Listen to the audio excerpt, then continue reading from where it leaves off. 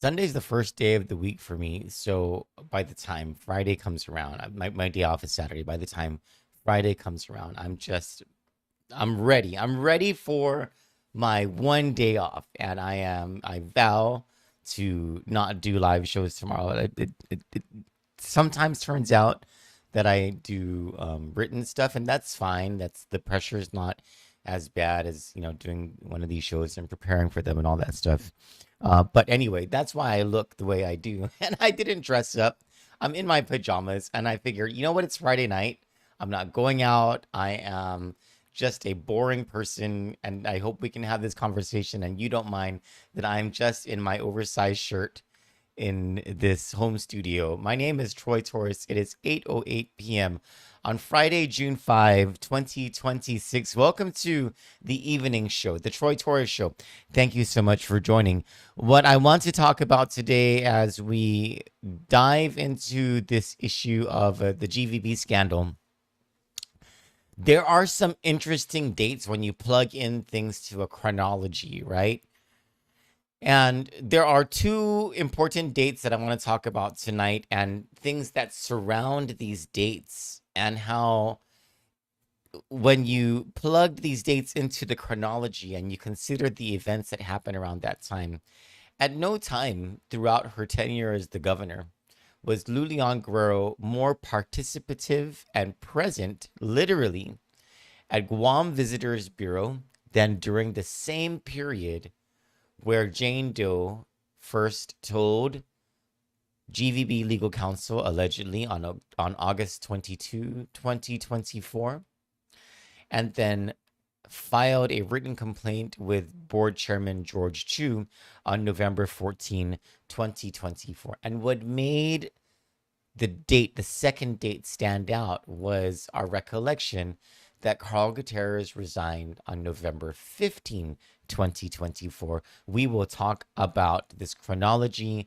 and the information that we've gotten out of the governor's office and information that we've been able to piece together, as well as two videos that we're going to show you from this period when we come back from the other side of this commercial break. Stick with us. Imagine Guam led by proven and effective leaders. Leaders with a record of service and success in lifting our island and her people from challenges and hardships that continue to plague our families and neighborhoods. The leaders we choose this election will make the difference between harder times or a safe, prosperous, and peaceful Guam. Frank Blas Jr. has led Guam out of difficult times throughout his career as a police officer, to his role as Guam's Homeland Security Advisor and as your Senator and Speaker. And now, as our Governor, he will once again lead the charge to clean up our streets, protect our families and businesses, put drug dealers away for a long time, and let the region know that Guam is open for business once again. No other candidate can protect our people like Frank Blas Jr. Vote Frank Blas Jr. for Governor and Dr. Mary Okada for Lieutenant Governor. Tested, trusted leaders. The chronology that we are only able to see in greater perspective because of Jane Doe's federal complaint sheds new light on some events where we in the public were like, what in the hell is going on over at GVB? On August 22, 2024, according to Jane Doe's federal complaint, she was fresh from a recent alleged sexual harassment inside the GVB president and CEO at the time, his office, Carl Gutierrez. She alleged that, I think it was August 20 or August 21, if I'm not mistaken. It was sometime before she makes this very first confession, right? She said that she went into Mr. Gutierrez's office and that he had made an advance, and what saved her was that another person knocked on the door. And so it doesn't say, what she was thinking. It doesn't say, that what the events that intervened, but between that and August 22, on August 22, I'm sorry, she tells, according to her complaint, she tells GVB legal counsel about what had happened, about the things that had happened. And according to her, GVB legal counsel says discourages her from telling the board and says the board will sweep it under the rug. 2 days later, Governor Lou Leon Guerrero makes her first and only appearance before the GVB Board of Directors.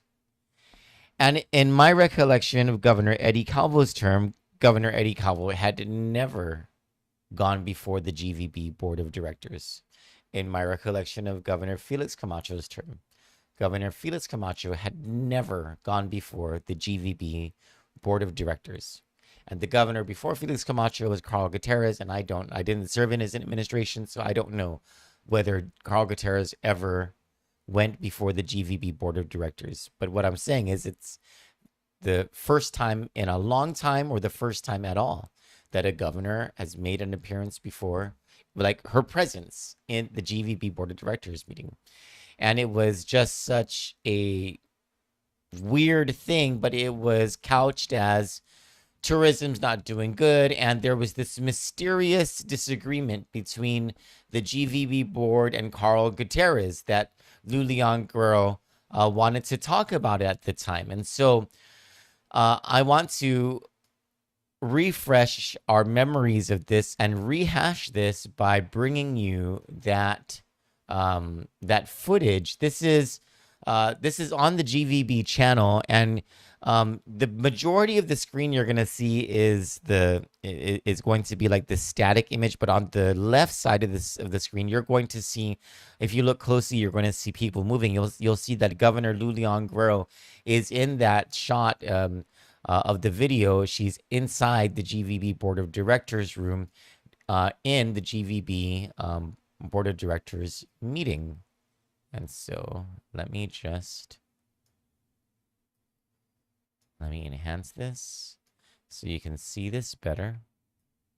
And then I'll have to redo this for the next video that I'm going to show you. This one's a little more lengthy. This one is a little more lengthy than the next video I'll show you, but, you know, well worth our attention. And here we go.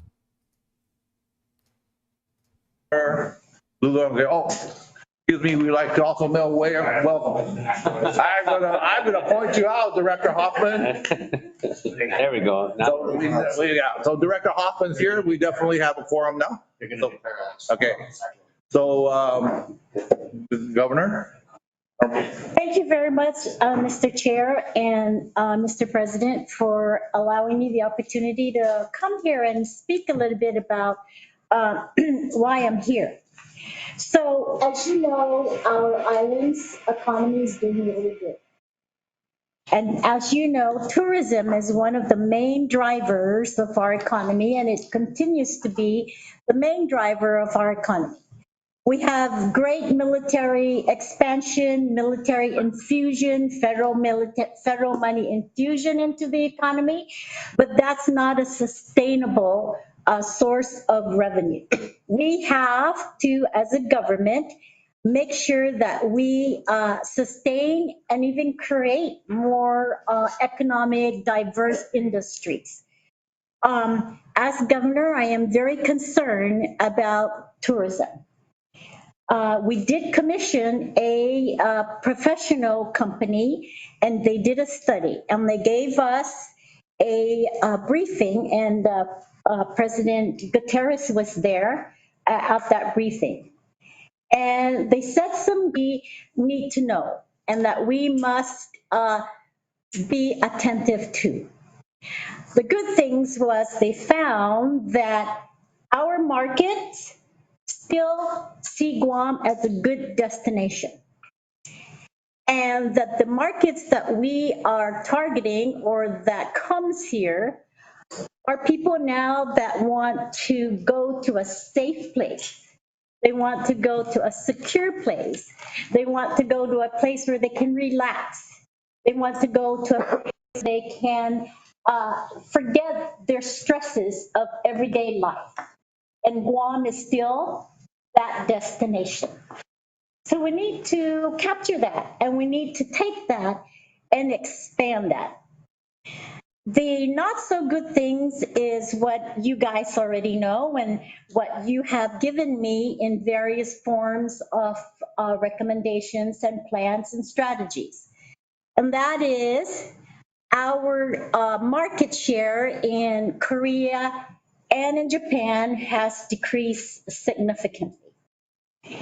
The outbound recovery periods of these areas, Japan and Korea, have rebounded.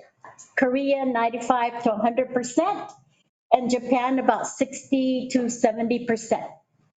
But our share in that outbound decreased, both by about 59% and 50%. That's not very good information. It's not a very good trend or data that we want to hear, right? So I know that business people think that I'm not urgent about it, but I want you to know and be very clear, I am urgent about it. Economy is very important to me because if we don't have a strong economy, we cannot support our businesses. We cannot support our public services. We cannot support our people and the families and their children and so on and so on and so on. So economy is very, very, very important to me. And like I said in the beginning, tourism is still the main driver. This board was mandated by law to be the lead in our tourism industry, right? You guys are given the authority, you're given the responsibility to make it happen. So I'm here to ask you guys to make it happen. There are many of the private sectors that said to me, Governor, why don't you form a task force? Why? We have GVB. This is the representatives of the tourism industry. You guys are voted into this. There's people that I appointed, there's people the speaker appointed. So there's a great mix, I think, of very well represented community here. This is the entity that needs to lead our industry.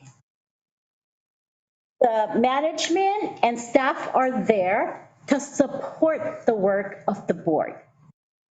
The board is there to direct the work of management.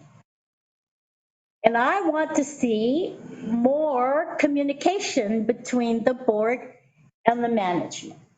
Management does do lots of good things. Believe me, lots of good things. But I don't see a plan from the board to say to management, here's the direction, here's the strategy. And maybe you guys do, and I'm not aware of it. But I just feel like we're just willy-nilly doing things without some direction, organization, and format. I'm the kind of a person that I can work well in crisis, but I don't like chaos. And I don't like lack of organization because you see, I need to know the direction. And as governor, if I am going to go off island and talk about our economy and they ask me about tourism, I want to say, hey, our tourism is great. And we have a great group of leaders that lead tourism, right? Also, I hear, the hotels are doing their share also. So I met with the hotel representatives. You were there. I forget who was there. Ken, you were there. Ben Ferguson, don't see Ben here. But it was well represented. Leo Palace was there. Onward again, although they have a new name now, and I can't remember the new name. What's it called? Hoshino Resort. Hoshino Resort. They were there. Your company was not there at the group, but I met with them separately. Yes. Yes. By the way, she gave me some really good ideas, and she was very good. Your niece, Yes. Jennifer. Jennifer, yes. Yes. Very smart lady. I appreciate her comments. I appreciate the comments from Ken. I appreciate the comments from Sukta over there, my friend. And they all are saying they're doing their part in marketing at those market areas, right? So we all know that we have to work quickly. We all know that. We don't have to read any more surveys and reports. We just need to sit down and get the drive and the willingness and the commitment to create a plan and a strategy. So I want this board, Mr. Chair, under your leadership, and President Gutierrez, under your leadership with management, and also Jerry, to together come up with a plan. I know that I met with President Gutierrez and I asked him to get his group together to do a plan. And your management in going out there to the villages, because you know that one of the results of the study says that the desire of the visitors are more now cultural. They want to know more about the destination. They don't just want to go and go lay out on the beach or even shop, right? They want more substance. And other people have said that to me. The other thing that was said to me, which I was like, you're absolutely right, was from Jen. She said to me, Governor, we cannot really compete with hotels in Vietnam and Thailand because their cost of the hospital. So at the time, by the way, I was wrong about the date. I need to change that. It wasn't, a lot of times I get the 8 in August and the 10 in October mixed up. It's a numbers dyslexia that I have. Anyway, so if that's even a thing. So it wasn't August 22, but it was, it wasn't August 24, but it was October 24 that this visit by the governor happened. So it was 2 months after Jane Doe said that she first informed the legal counsel about what she says was going on. But this being closer to November makes my point even stronger than, and I just need to make that change. Anyway, at the time, I don't know if you thought the same thing, but I thought, like, what was that about? Like, because if there was something extraordinary was supposed to happen, the governor being there on its own is extraordinary. So you would expect that something extraordinary, she had an extraordinary message to bring with her. But there was nothing that stood out as like there's something new here or whatever. The only message that you get out of that is, hey, board, I hear that you're not getting along with management. Management's doing a good job. I need you to start getting along with management. And I'd like you guys to come up with a plan because tourism sucks.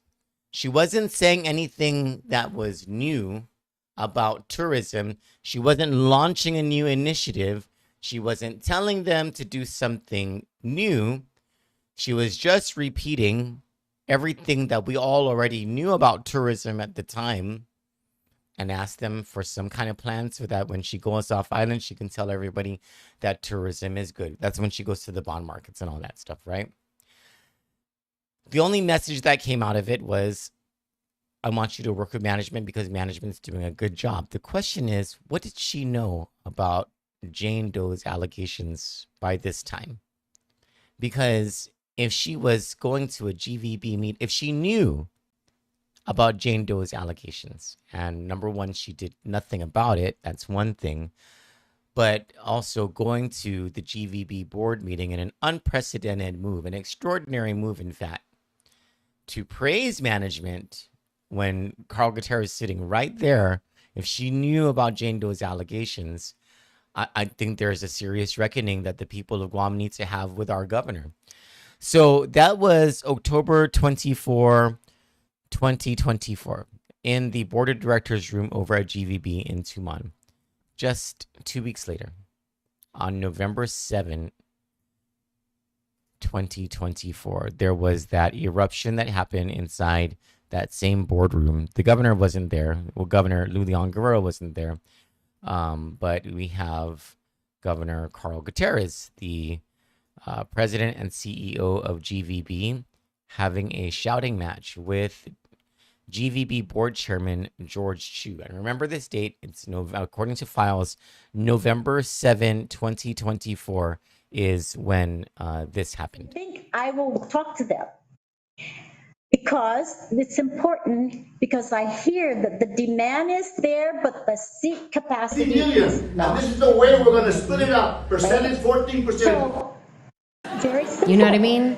Like one of the Let's provide 20-something-year-olds. Just hold on. capacity. Give me a How do we second to shut provide off this seat audio. All right. capacity? Let me see if I can pull it off. Sorry. And I'll rewind So I this picked for one of you. the older cousins, you and heard I was that from like, the so beginning. mija, what are you studying in school? Part of me wanted her to respond with, why are you calling me mija? Just so I could be like, I knew I was too young to say it.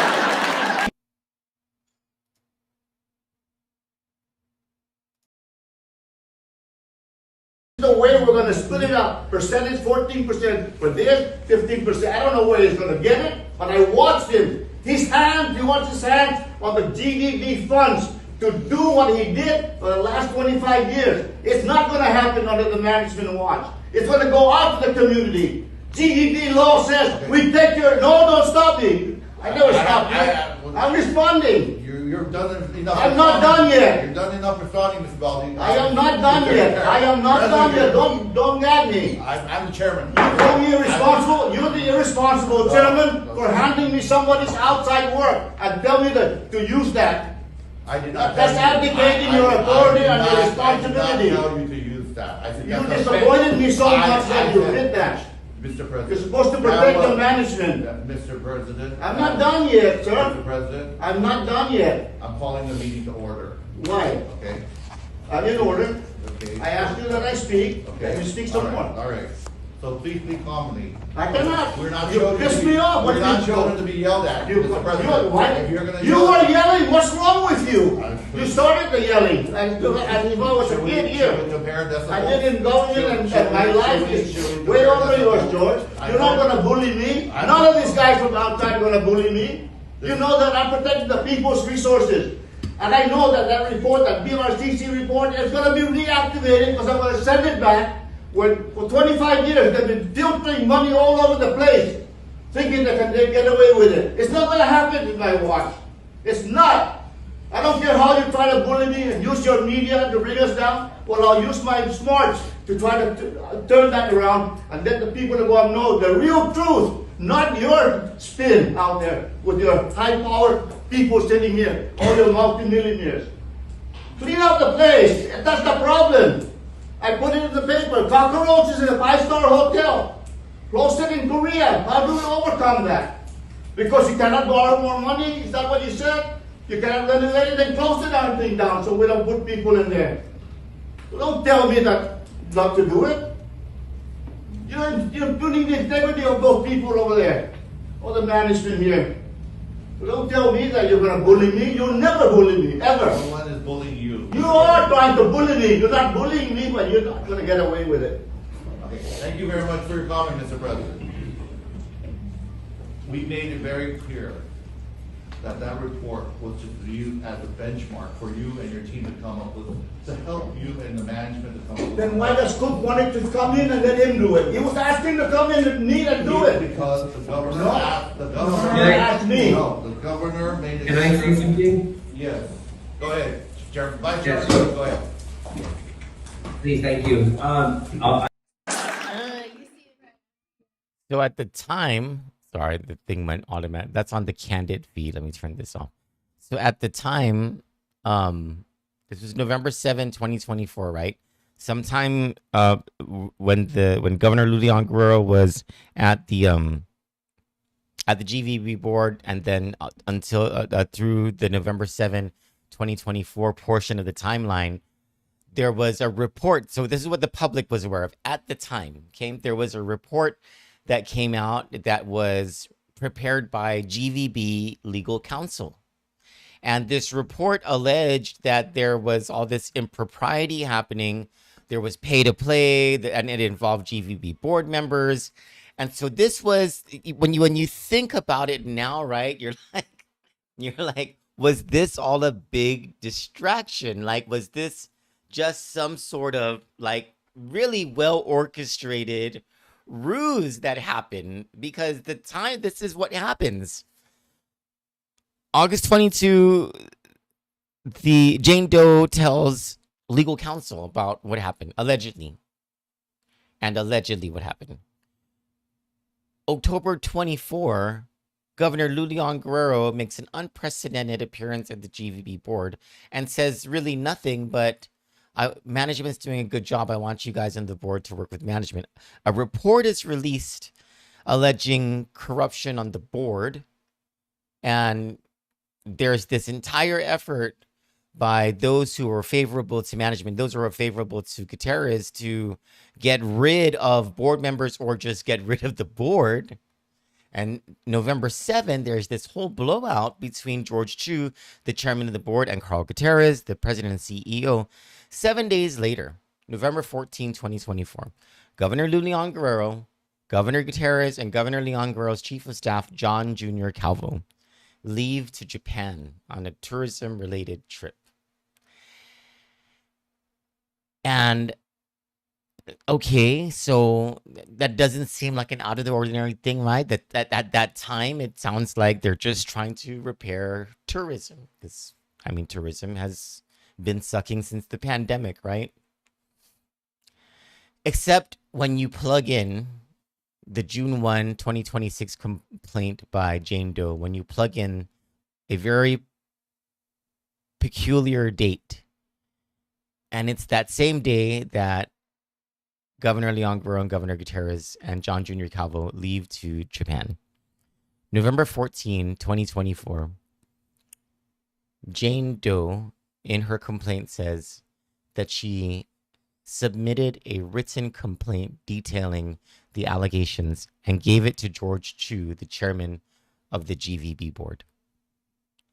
November 15, in Japan, news comes out that Carl Gutierrez had abruptly resigned as president and CEO of GVB.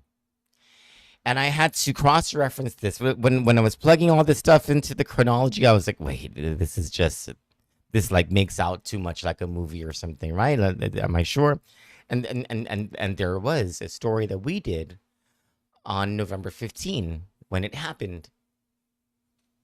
And in that story, it says that Carl Gutierrez was in Japan with Governor Leon Guerrero and Jon Junior Calvo. So I messaged Jon Junior Calvo this morning. I said, Mr. Calvo, I reviewed our files about Carl Gutierrez and noticed that you were in Japan with him on November 15, 2024, when he abruptly resigned. So was Governor Lou Leon Guerrero. Were you and the governor aware of the allegations by the female staffer against Gutierrez? Did the governor ask for his resignation? What did you all talk about? What did you and the governor do about what you learned back then? Were changes at GVB ordered by either you, the governor, or the lieutenant governor? Any investigations? Any action to restore accountability and to protect the alleged survivor and other women? Any training directed? Was she made aware of the alleged broader culture of sexualized misconduct on these trips, such as the one you and the governor were on? Did you or the governor witness any of this misconduct? Anything that seemed outside norms? What did you do about it? Why didn't the governor move to get rid of board members when she found out about this mess? Why has the administration continued to support GVB's frequent travel this whole time the governor knew the allegations and that proper protocols and protections had not been instituted to safeguard both women and public funds? Anything else you can tell us? Jon Junior Calvo replied, he didn't answer all of these questions, but he did provide some answers. And I think it's what he doesn't say in this answer that makes things all the more suspicious. It's who he leaves out of his answer that makes things suspicious. Recall the questions I asked were directed about him and about the governor. Okay? I'm asking for his witness account, right? So this is what he responds with. Listen to who he leaves out. I can confirm that I was not aware of any allegations against former Governor Gutierrez at the time of his resignation. As a general matter, every person entrusted with public authority has a moral and legal obligation to conduct themselves with dignity and professionalism. Harassment of any kind should not be tolerated in the workplace. The Guam Visitors Bureau is its own legal entity governed by a board, statutorily created by the legislature and subject to its oversight. This is kind of funny because this is the exact opposite argument they're making about Guam Memorial Hospital. Anyway, continuing. Questions regarding its policies and procedures are respectfully directed there. Finally, because this matter is the subject of ongoing litigation, neither I nor any member of this administration will comment further. I think it's quite something that after all those questions that I asked about what he and the governor knew, that Jon Junior Calvo accounted for himself and said right out the bat, right out the door, I can confirm that I was not aware of any allegations against former Governor Gutierrez at the time of his resignation. He doesn't tell us that Governor Lou Leon Guerrero was unaware. And I think that's a very telling non-statement. For Kandit News, I'm Troy Torres. You all have a wonderful weekend and a safe weekend. God bless you. See you all on Sunday morning for the Holy Rosary in the Chamorro language, followed by the morning news analysis, the Sunday news analysis. Oh, by the way, look at what I got from Angela Santos. Isn't this beautiful? It's the Atupat. I love you all. You all have a blessed weekend. God bless you and good night.